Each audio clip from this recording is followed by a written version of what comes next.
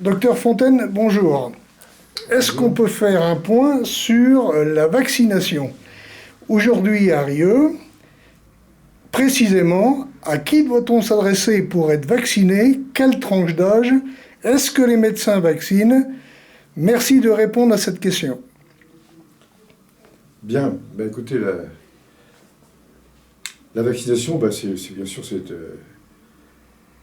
l'objet de nombreux débats, encore ces jours-ci. Ce qu'il faut dire, c'est que tout dépend de l'âge que vous avez. Si vous avez entre 50 et 74 ans, vous êtes, à condition aussi d'être atteint de comorbidité, comme on dit maintenant, vous êtes éligible à la vaccination AstraZeneca. Elle est réalisée en cabinet de ville. Les médecins ont reçu depuis 2 semaines maintenant des doses. Nous, ici, sur Rieux, nous avons eu 30 doses chacun, mon collègue et moi, ce qui fait que nous disposons à ce jour de 60 doses vaccinales. Au-delà de 75 ans, vous restez éligible à la vaccination Pfizer ou Moderna, qui, elle, ne peut être réalisée que dans les centres dédiés, c'est-à-dire ici, pour nous, à l'hôpital de Redon. La communauté d'agglomération a régularisé les choses et en fait, chaque commune dispose, à prorata de sa population, d'un créneau de vaccination. Donc c'est bien en s'adressant à sa mairie qu'on peut savoir, si on est âgé de 75 ans, si on peut bénéficier d'un rendez-vous vaccinal dans la semaine ou la semaine suivante. Donc voilà, c'est comme ça que les choses se passent. Donc 2 cas de figure, vous avez entre 50 et 74 ans, vous pouvez bénéficier de l'AstraZeneca et vous pouvez vous adresser à votre généraliste. Vous avez au-delà de 75 ans, à ce moment-là, vous vous adressez en mairie et vous bénéficiez des créneaux qui sont dédiés pour la commune de façon à permettre la vaccination des sujets les plus âgés et donc les plus susceptibles de développer des formes graves de la maladie. La polémique depuis dimanche soir éclate, puisque apparemment les médecins généralistes, qui pourtant se sont organisés, parce qu'il a fallu s'organiser, nous ici, nous avons prévu cette semaine déjà 3 plages de 10 vaccinations. Ça suppose que nous avons contacté l'ensemble de nos patients âgés de 50 à 74 ans, du moins ceux dont nous disposions des coordonnées téléphoniques. Ils ont tous été contactés, ils ont tous été informés de ce que nous allions pratiquer la vaccination en cabinet, en collaboration d'ailleurs avec nos infirmières qui participent. La polémique est née puisque nous avons appris dimanche soir, alors que le week-end avait été un week-end pour beaucoup de mes confrères très, très occupé, puisqu'il y a eu des milliers de vaccinations qui ont été effectuées, en collaboration en général aussi avec les infirmières et les infirmiers. Eh bien, la Direction générale de la santé nous a appris que nous allions être dépourvus de vaccins pour la semaine à venir. Je ne suis pas en colère, je suis outre de colère. Il existe 11 vaccins actuellement recommandés ou obligatoires. Ces vaccins ne peuvent être pratiqués que par des médecins. L'acte vaccinal, c'est un acte médical qui doit être accompli par un médecin diplômé.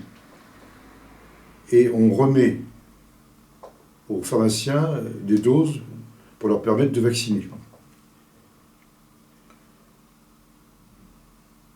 À chacun son métier, les vaches sont bien gardées, disait mon grand-père. Que dirait l'ordre des pharmaciens si demain je vendais des préservatifs ou des couches-culottes? Donc je pense que les vaccins, quels qu'ils soient, doivent être pratiqués par des médecins, C'est un acte qui pourrait être parfaitement délégué aux infirmières et infirmiers avec qui nous travaillons. Et là, il y aura une délégation. Ça ne pose aucun problème. Mais je ne vois pas en quoi nous serions dépourvus de vaccins au profit des pharmaciens. Et je me pose beaucoup de questions d'ailleurs pour savoir pourquoi ce gouvernement cajole-t-il autant les pharmaciens.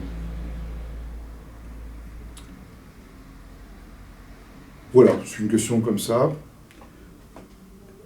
C'est dire que oui, je suis très en colère parce qu'effectivement, nous avons tout organisé. Ça veut dire qu'on a actuellement des gens qui sont programmés pour la semaine prochaine. En l'absence de doses, il va falloir les joindre, annuler les rendez-vous. Et ça nous tombe dessus comme ça, du jour au lendemain, brutalement, par un message et des informations qui sont développées sur les chaînes d'information. Donc il y a un mépris total, depuis le début de cette épidémie, du corps médical, libéral. Et ça, j'en suis très, très peiné. Parce qu'effectivement, nous avons tous, depuis quelque temps, fait en sorte justement de gérer au mieux cette épidémie, avec nos moyens. Nos propres moyens d'ailleurs. Parce qu'il faut savoir que l'organisation d'un secrétariat téléphonique, ça se paye, ça s'organise, donc c'est du temps passé. Et par conséquent, je suis donc très déçu que les choses se passent ainsi. Donnez-nous les doses suffisantes, et nous allons vacciner. Concernant la situation ruxoise, ce matin même, nos résidents ont pu être vaccinés. Je parle des résidents du domicile partagé. Ils ont pu être vaccinés, tout s'est bien passé. Et donc ils auront droit à leur deuxième vaccination dans 3 semaines. Concernant l'AstraZeneca, il y a toute une polémique. C'est pas un sous-vaccin. Les Anglais l'ont utilisé largement, et n'ont utilisé d'ailleurs pratiquement que celui-là. À ce jour, je pense qu'il y a à peu près 14 millions d'Anglais qui sont vaccinés. Je n'ai pas entendu dire qu'il y a eu beaucoup de problèmes. Les 2 seuls cas qui ont été rapportés au tout début de la mise en œuvre de la vaccination, c'était des gens qui avaient des antécédents allergiques extrêmement importants, au point qu'ils étaient munis de kits d'adrénaline. Alors je pense que le médecin qui les a vaccinés ne doit pas être de l'université d'Oxford.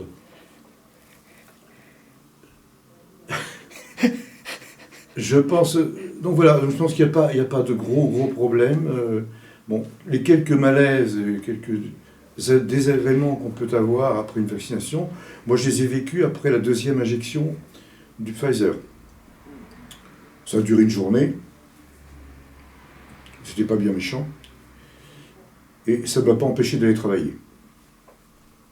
Je pense que quand même, il y a sûrement aussi des gens qui, pour un peu de travers, prennent facilement un arrêt de travail. Ceci dit brutalement, je m'en excuse, mais je le pense sincèrement. Je pense que quand on a un peu mal à la tête et qu'on se sent un peu fatigué, c'est pas pour autant qu'on doit forcément demander un arrêt de travail. Donc, quelques désagréments, sans doute, possibles, très rares. Bon, s'ils existent, on gère, et ça se traite. C'est toujours mieux que se retrouver en soins intensifs. Dans ma vie, j'ai eu à connaître 2 fois, 2 passages en soins intensifs. Très franchement, j'ai pas envie d'y retourner une 3e fois. Et c'est la raison pour laquelle j'ai saisi l'opportunité de me faire vacciner. J'ai eu la chance de pouvoir utiliser le Pfizer parce que je vaccinais moi-même les résidents de l'EHPAD de Sainte-Marie. Donc on a bénéficié, mon collègue et moi, des doses restantes, puisqu'il y avait des doses restantes. Donc voilà, au jour d'aujourd'hui, je suis vacciné. Alors, polémique encore, il y en aura d'autres des polémiques. Est-ce que les gens vaccinés peuvent se dispenser de porter le masque? Alors, aux États-Unis, c'est fait. Maintenant, parce qu'on était vacciné, on peut se promener librement, on peut recevoir qui on veut, on peut faire ce qu'on veut. En France, apparemment, ce n'est pas le cas. Donc, on continue, même si on est vacciné. Et c'est bien ainsi, je pense. On continue à appliquer les gestes barrières. Donc, je continuerai à porter le masque pendant mes consultations. Et puis quand je me promène dans la rue.